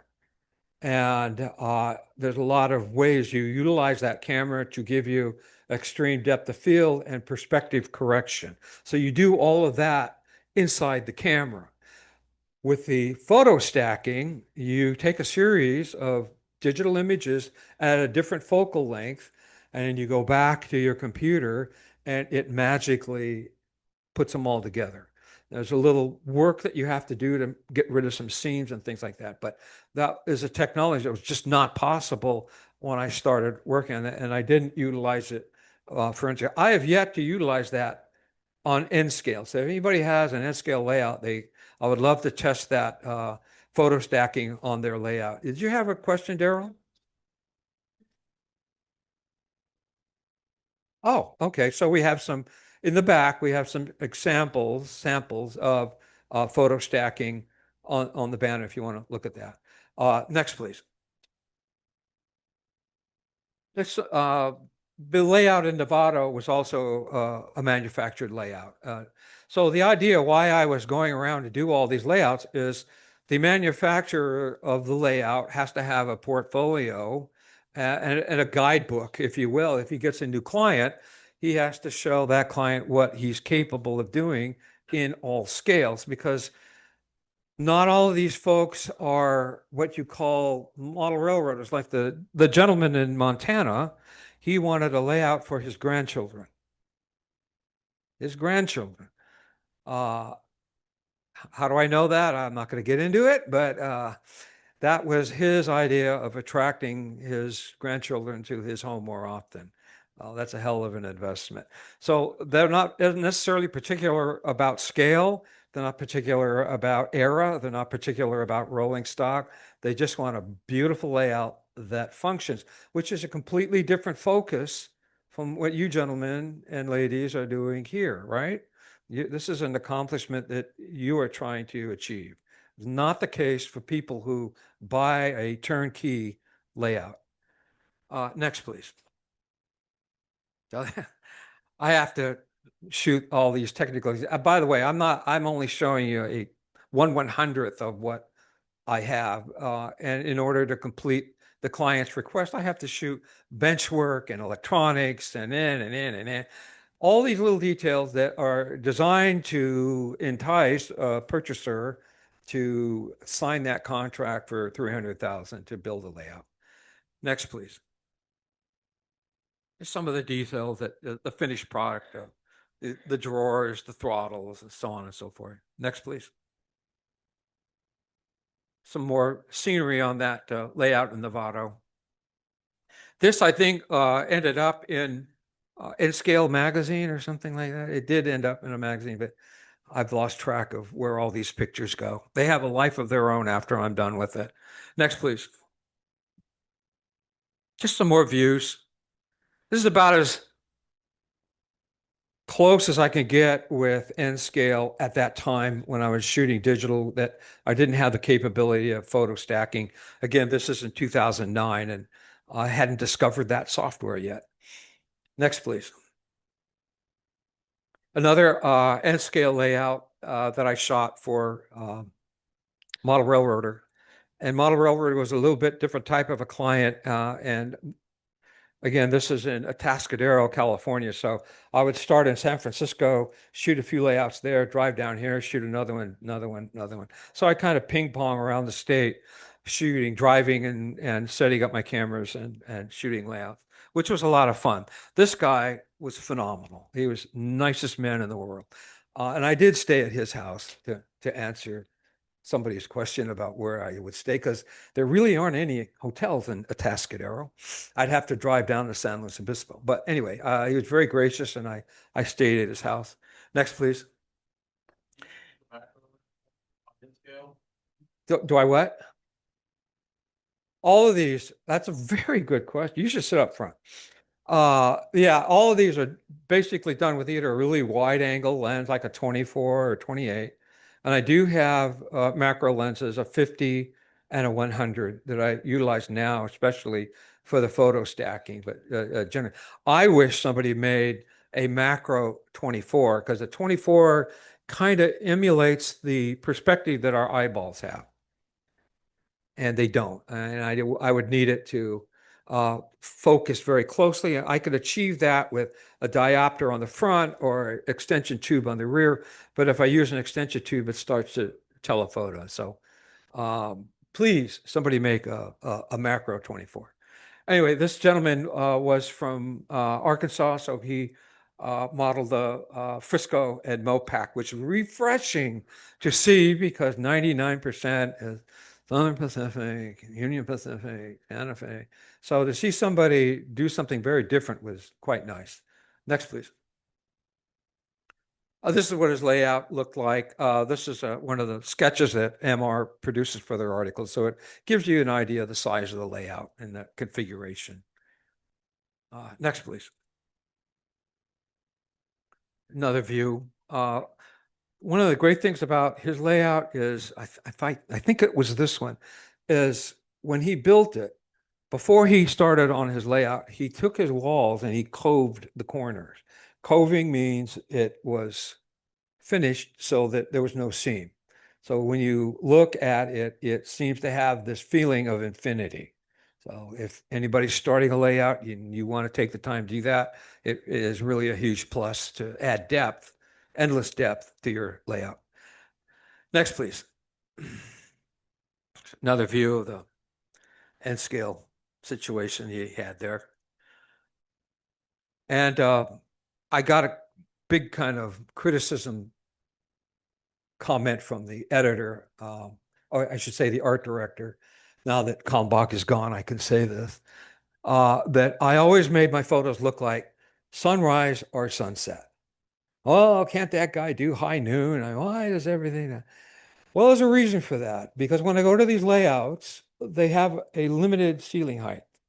And I try to make it look dramatic, and dramatic light happens in the morning and it happens in the evening. So the next layout I did, and I'm not showing it, is it was just all flat light and it looked terrible. But I had to prove a point, and I made my point and I went back to my regular style, because people over the years have recognized, they can say, I can open a magazine, I can recognize one of your shots because it looks like it was done outdoors. And I think that adds realism to the model, right? I don't live on a planet that has three suns. Do you? Suns, S-U-N, sun. So I try to make the layout look like it has one sun. Next, please. Just another example of the layout. Next, please. His work area, very meticulous. I would imagine people do a lot of house cleaning before I get there. And that is mandatory if you're going to have your layout photographed for a magazine. You have to go through a protocol that the magazine requires. They'll send you, there are a few steps to get to that point, but they will say, oh, you need to do this. Your model, your layout has to be complete, 100%, and clean, neat, finished. No broken equipment can be shown. All the rails, handrails, air hoses, blah, blah, blah, blah. Everything has to be perfect. I can't tell you how many models I've had to reject because they're not perfect. Oh, I didn't see that. Well, I do. So take it off the layout. Maybe we can fix it and we'll bring it back. Next, please. Jay made his own panel. He was very talented in other areas. I forget what he did for a living, but he was a very talented modeler, manufacturer, and he had other things in his house, in his backyard, that were phenomenal that he had made. I'd say he was more of a sculpture artist, and model railroading was part of what he did. Next, please. Just some more examples of his. Yeah, it was amazing. I'm always amazed at the talents that can be in a single human being. They can do so many different things. And I've met lawyers and doctors and machinists and painters. That somehow or another, this hobby brings out all of those talents into that one effort. And I find that very, very interesting. Next, please. Okay, this is going to be a little depressing. This is a layout that I shot in 2014, one of the best layouts I'd ever seen in my life. HO scale, I was using digital at this point in time and using the focus stacking method to do this photograph. Every inch of this layout, I could have spent 3 weeks shooting it. There were that many scenarios on this layout that deserved to be recorded. This made the cover. Next slide, please. Made the cover of Model Railroader a few years ago, I guess 2015 or so, because I shoot about 6 to 8 to 2 years ahead of the magazine. Depending on how good the magazine or the layout is, they shuffle them around because not every layout that they publish is magnificent. So they have a few in between the masterpieces. This was definitely a masterpiece. This gentleman, oh, next slide, please. You can gander at that for a while. Interesting thing about this gentleman, he was involved in the tour bus business. So he had a bus yard with an office building, and above his offices was his layout. And it was strangely dissected into 2 different rooms with a sort of a passage that connected the 2 layouts together. And he and his son and a number of dedicated followers built this layout over a period of time. And I say it was more of like a benevolent dictatorship, if you know what I mean. You had to have a leader, and they all marched in the same direction. Next, please. This is Southern California. I forgot to mention Rancho Cucamonga, which is in the middle of the citrus industry. So he wanted to pay some homage to the citrus industry on his layout.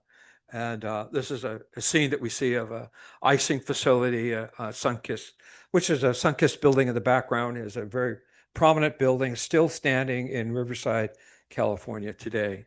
Next, please. Also, there were some scenes with cattle that were very well done.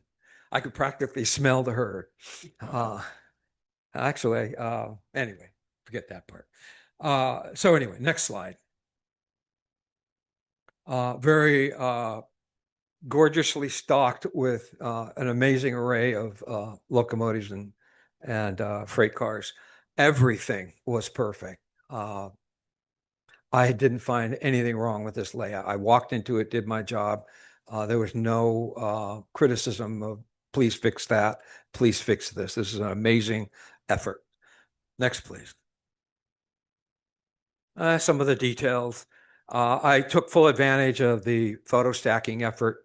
And one of the things you have to be careful with in doing a photo stacking scene is our eye doesn't necessarily see all the way back into the background. So you have to use it sparingly so your eye stops at a certain point in the scene, that you're not going all the way back into the photo. So in this particular example, I left the background a little soft.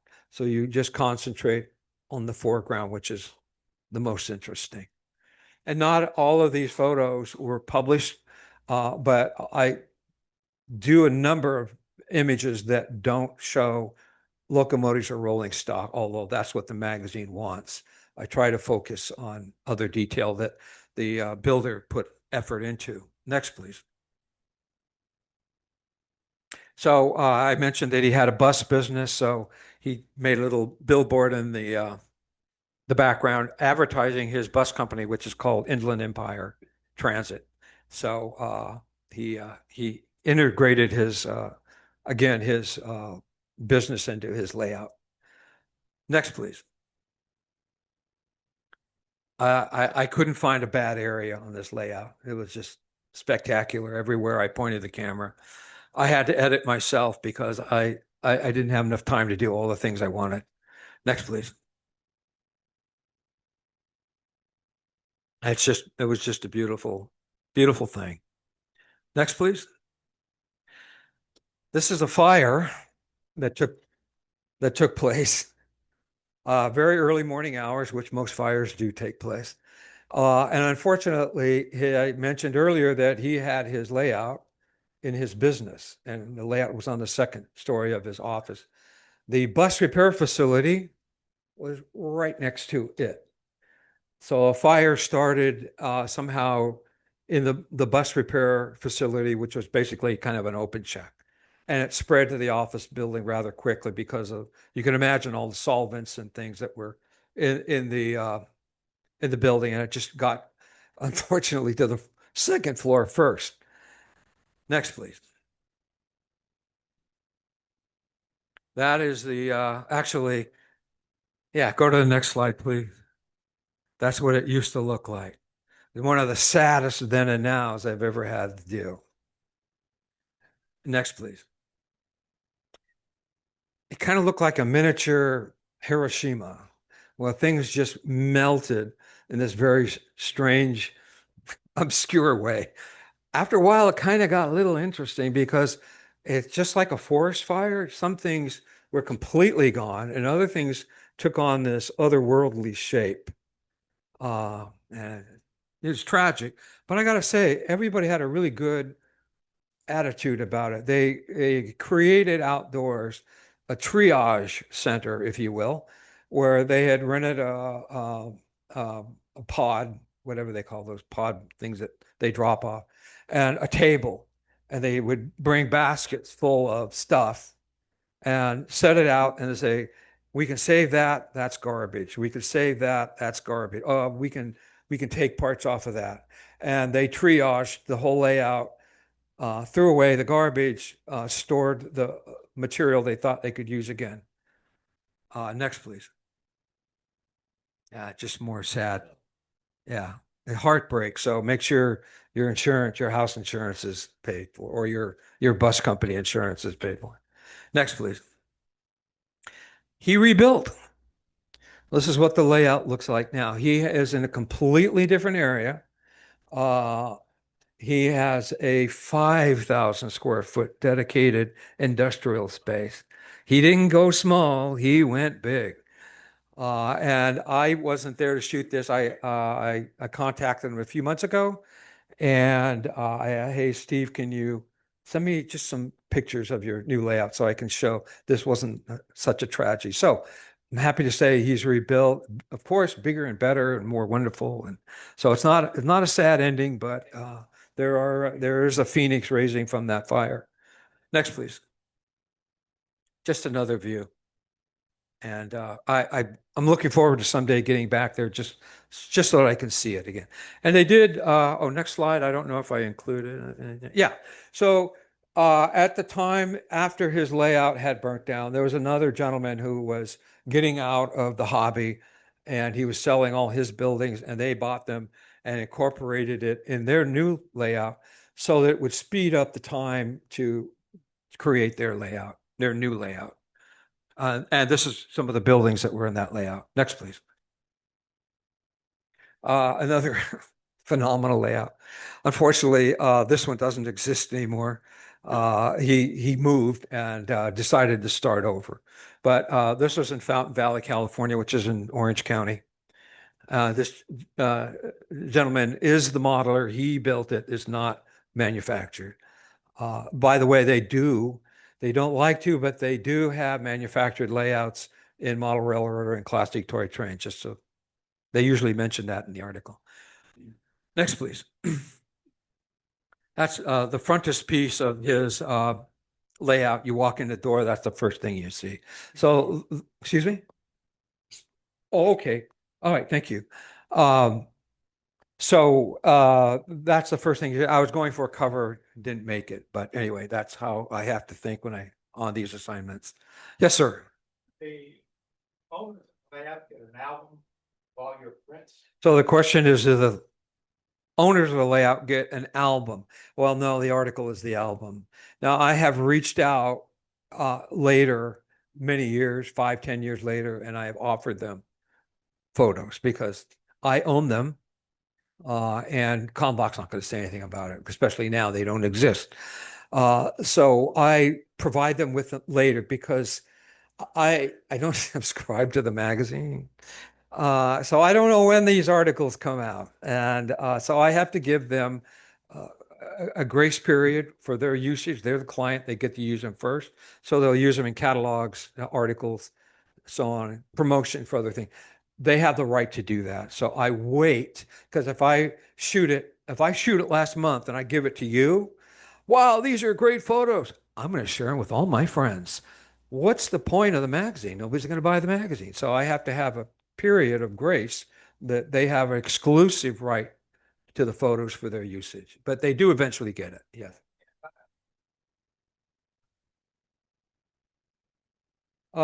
So the question is, how many photos are published versus how many I shoot? I'm required to shoot 10. I try to shoot 15 or 20. I think they usually do 8 to 10, depending on the article. What they do with the rest, I have no idea, but they have a right to choose and make it fit into whatever format they are for the magazine. Next, please. So this is Bob's layout, Fountain Valley. Again, this graphic was produced for the article by Model Railroader. And if any of you out there that are planning to have an article for a magazine, they do require at least a hand sketch of your layout so they can have their artist create this for the readers. So that's another thing. If you go to, I guess it's called Firecrown now, I'm sure they have a place on the website that tell you all the requirements that you need to fulfill in order to be considered for a publication in the magazine. Next, please. I thought that was kind of cool. A building being, this is kind of a Russell kind of thing. I look at this, I think of Russell. This would be something Russell would do. Next, please. Just little things, this ad on the fence.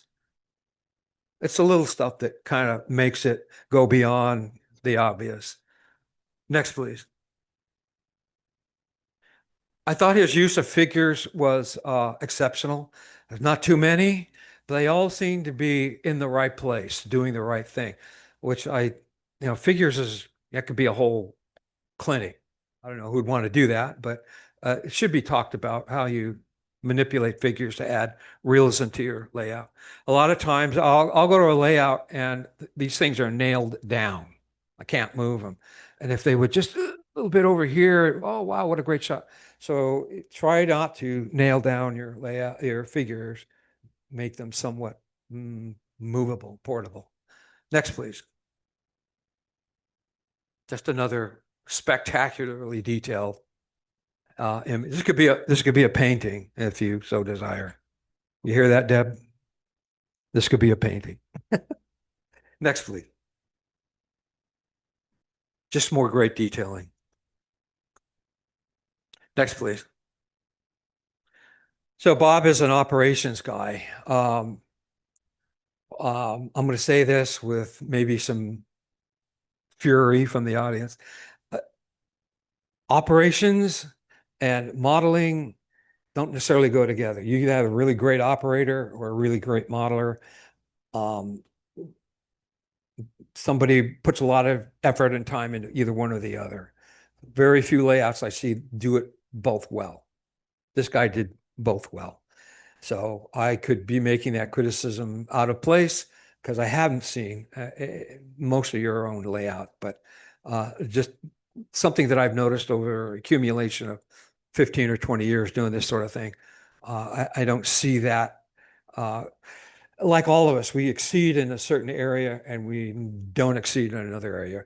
So if you have the ability or the talent to do both, wow, you're way ahead of the curve. Next, please.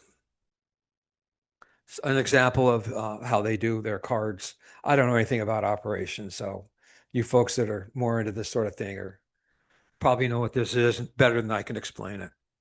So what we're seeing here is the card that represents the industry, which represents the water card, the Pluto water in the back.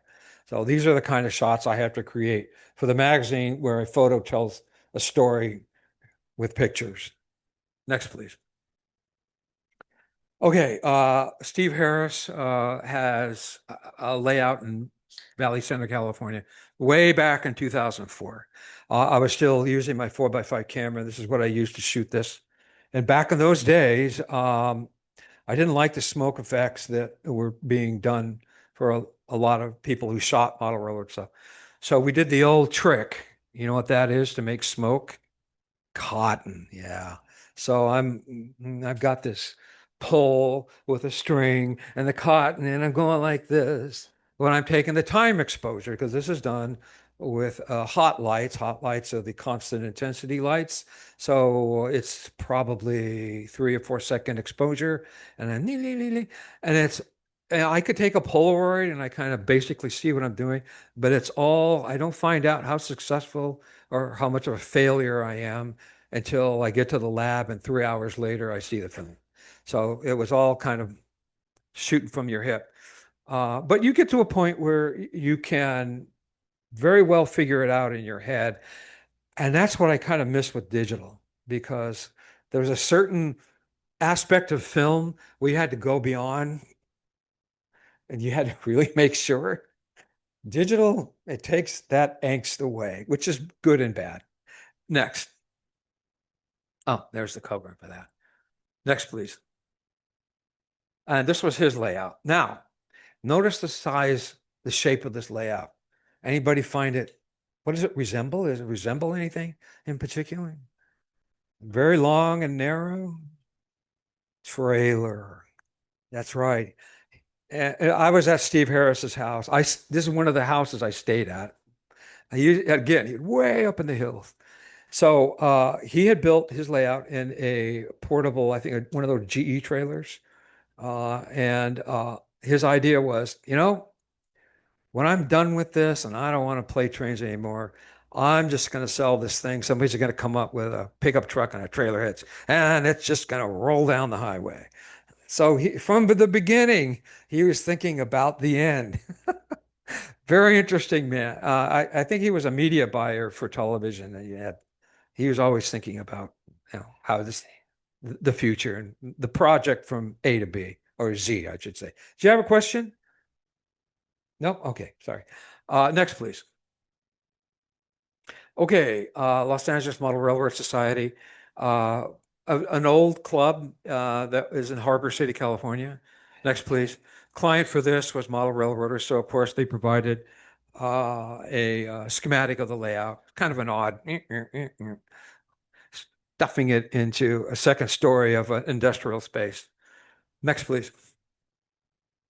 Since they're very close to the port of San Pedro, Los Angeles, and Long Beach, of course, they have to have a container facility. And this was a layout, there was a club, and part of the problem with shooting this is they weren't quite ready for prime time. So I had a very limited amount of rolling stock and locomotives to use. So I thought it was kind of funny. Well, I'm going to put one of those KMs here in a modern harbor scene that obviously is fantasy. So some people love it, some people hate it. What are you going to do? Next, please. One of the more spectacular views, a nice bridge that they had concocted. Next, please. And this is what I mean. Everywhere I go, I'm encountering a war bonnet. So it's nice to see Frisco, Virginia. Different stuff. Next, please. They had one of their steel mill out. I started shooting this scene and I noticed, we can't use that locomotive. Everything was it looked like it had been in a front end collision. And remember, I have to work very quickly, and sometimes the details escape me. That I caught this one, and we replaced the locomotive, and all's well. But that's part of the problem when you invite a magazine person to come over and shoot your layout. Everything has to be prepared. Next, please.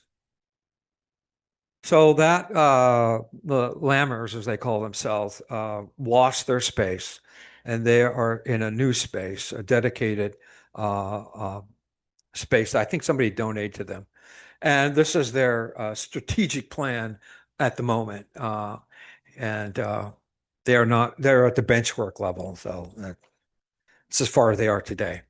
Next, please. Aha! We come home. This is Dr. Ross's layout. I was testing software in my photo stack in preparation for a trip to England. And he was generous enough to let me borrow his layout for a half a day.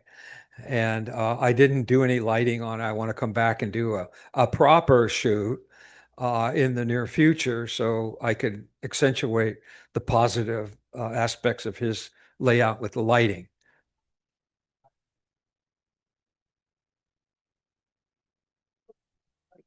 It already was. Next slide, please.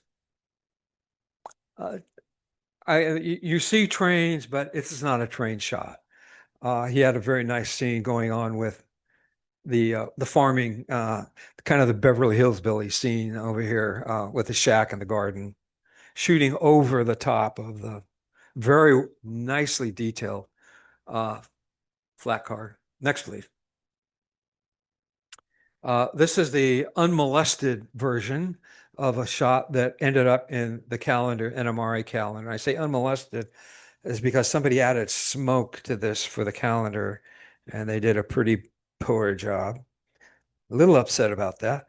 But what are you going to do? It's a volunteer situation. So this is what it looks like without the horrible smoke. And again, I'm using O-scale is a dream to shoot because it lends itself very well to the photo stacking, obviously, because it's a larger size. So everything from A to Z is in focus.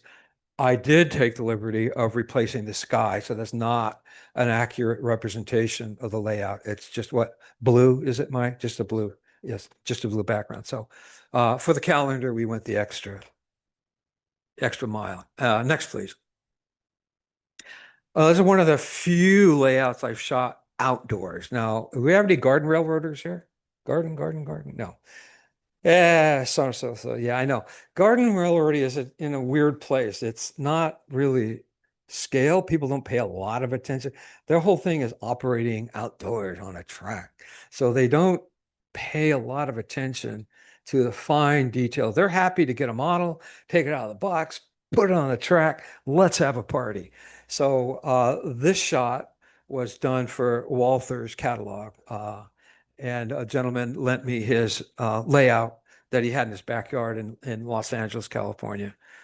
Next slide, please. So that ended up being on Walther's, that what they call the Big Trains catalog. Next, please. This is a typical setup at the time. Just going to share one view of that. So this is the camera. See all these cards. I didn't use light. I simply used the available light with various types of reflectors, a white card just to give the entire scene filling in the shadows. And I use silver card, which I made. You take aluminum foil that you have in your kitchen, glue it, spray mount it to a piece of cardboard, and you just find a nice sweet spot with the sun or the shade or whatever, and you fill in some of the key areas of the scene. So you can there's a fella, is it Ken Patterson, that does a lot of work. I think he has a YouTube channel. He does all his work outdoors, and that's how he does it with his, he used a 35 millimeter camera.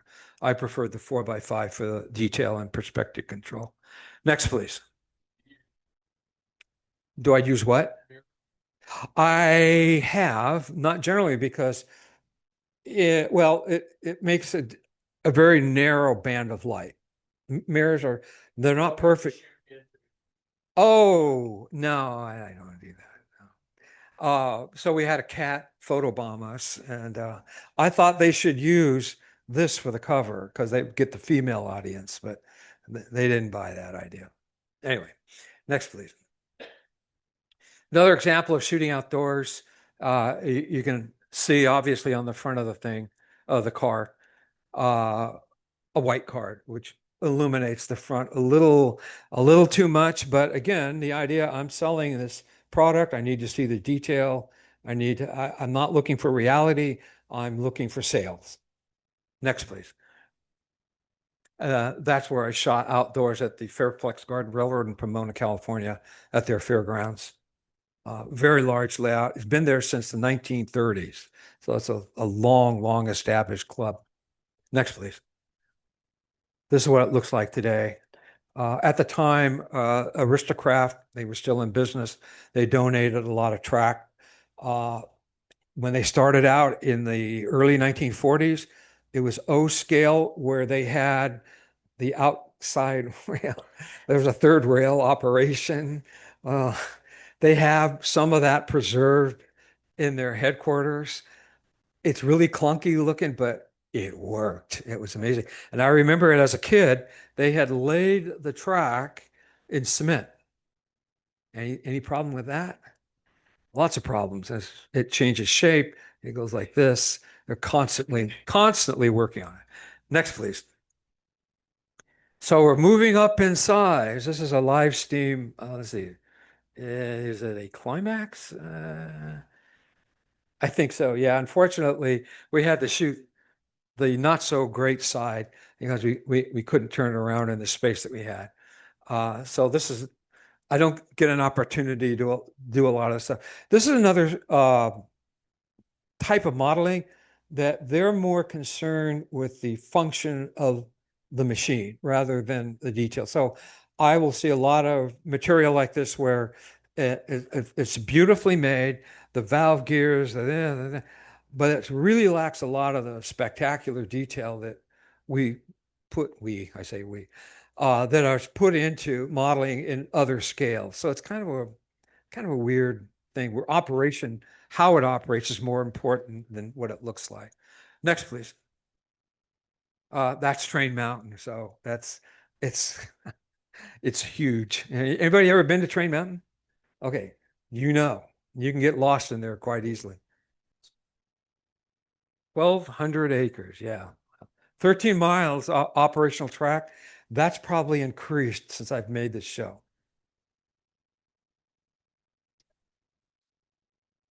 Oh, okay. Well, I think the 13-mile, that represents not double track. It's just the route, if you will, not the track. Next, please. There's our friend Brady on at the Bucksnort Northern. If you're, that's one of the tracks up north. It's a private layout that, again, it's a reasonably decent detailed locomotive, but it's not to the degree that we see you guys do. It's just for whatever, it would be easier. I don't know why it's not done, but operation, you got to maintain that track. So that sucks up a lot of your time. Next, please. Dioramas very quickly. Next slide. This is how I got into it. I created a cover for Aristocraft, and I just made a little scene, and I did a projection of a slide on a white wall in the background that matched the foreground. And next slide, please. And they started using me as their photographer, and I worked with them all the way till their demise, unfortunate demise. And it was a great client. They were a lot of fun. But G-Scale is really fun to work with because it's so big. And I never got a chance to do photo stacking for that because they kind of went away before that really caught on. So this was all done with film. Next, please. And I create these different scenes. They would just give me a model and say, do whatever you want. And so they had this, I don't know what they call that. Anyway, it's leftovers from, I think, the RS2 model that they had. And they would make this thing. Another one was the egg, which I really didn't want to shoot because it's so bad. But we created just scenes. And again, it's a background. It's projected. It's not on a layout. It's on a tabletop. And when we're done with the shoot, it all gets thrown away. Next, please. These are some of the covers that I did for Fine Scale. All of this was done on tabletop with the background projected. Double exposure, really, because when I'm making these shots, I shoot it against a black cloth, and I remove the black cloth, turn off the foreground lights, project a slide, and double expose the background to the foreground. That was the old school way of doing it. Next, please. This was for Overland models, and a very simple set, made it look like snow. We used, in this case, we experimented with different things, and it turned out that, oh God, what did I use? Oh gosh, well, it wasn't flour. It was something else. Cornstarch. No, cornstarch is yellow. Geez, it's leaving my mind. Well, if I remember what it is. And part of the reason we did that is A, it looks white, and B, if you get it on the model, it cleans off because I didn't want to buy that model. That was a very expensive O-scale model, and I had to return it in one piece, in good condition. Next, please. And that turned out. People thought when we were doing these covers for the magazine, they thought we had this secret layout somewhere that had all scales, all done up and perfect. And you just put whatever you want on that layout and you shoot. No, it was all done tabletop, temporary. What we could save, we would save. The rest of the stuff, like the flour, goes in the garbage. Next, please. Just another example of a tabletop. Again, for Overland models, you dress it up with signal, a little lichen to give it a background. And this is a very simple shot, but a product shot, basically. Next, please. Get a little dramatic with some lighting. We had the bridge that somebody was donating. And we would do a thing called advertorial, where you combine one product with another product. And in the article, you talk about all the products that are in this particular shot to utilize that type of modeling or that product to create a realistic model. Next, please. I started doing motion with my camera. This is my film camera, because all of the shots that we see, they're static. The locomotive is sitting there, it doesn't move. So this is a 1:32 scale model, the gigantic. This is a $15,000 model. The gentleman that was importing them at the time was a orthodontist, or orthopedic, a mouth surgeon, if you will. He flew down from somewhere in his plane. I met him at Santa Monica Airport. Brought the model comes in a case the size of this table. We set up a diorama, did the product shot, and he left this model here with me and other models to do as I may to make a cover for him. Next slide, please. So that's the device that I had, the camera, the black thing in the corner, and it's on a rail and it moves back and forth like that. And that pole gets attached to the model. And I either move the model with my hand or I move the camera and it pulled the model. And all you had to do was like that. It makes it look like it's going a million miles an hour. So that's how we created motion. And this is a technique that I picked up at some of the studio work that I'd done in town, being from LA at the time. I spent a lot of time in Hollywood studios, and this is all material that they had on stage that they would do specialty dolly shots where they pan the camera horizontally. Next, please. That's just a close up of the mechanism. Next, please. So that is just some of the examples I use for that motion thing. And this is kind of getting toward the end of the film run of doing this sort of thing. I was on the edge of really starting to do digital. I've yet to do a motion shot in digital because you can't combine photo stacking and motion. You have to do that all in post. So I haven't perfected that in my digital skills yet, and don't know if that's necessary. Next, please. Last shot, just an observation shot I did, observation car. This was the last thing I ever did for Aristocraft, and they unfortunately met hard times, and they are no longer with us as a company. But anyway, I think that's it. Next slide. Yes, that's it. Any other questions before we disembark? Yes, sir. 27 rather than O gauge. Think of O27 as being the shrunken version of Lionel. The smaller version that ran on smaller 27 was Okay. What would be to correct me, what would be the high rail? Okay, so O27 is incorrect. Ah, I'll have to change that. Okay, I was not aware of that. Sorry about that. Oh, you high railers. It takes 10 minutes, really. It's not that bad. All right, that's it? Oh, wait. Oh, yes, sir. Bill? I cannot hear you. Marklene? Marklene, okay. Pardon my German. Got it. Thank you. Steve, thank you very much. Okay, thank you, guys. Hey, great job. Great job. Okay, guys, birthday cake time. So go around to the right. Oh, let me get to my camera. Please enjoy the cake, and then remember to pick up the chairs and stack them over on the side of the room when you get ready to leave. Thank you again. Next meeting is October 11th. October 11th, the next meeting. Bring your freight shed.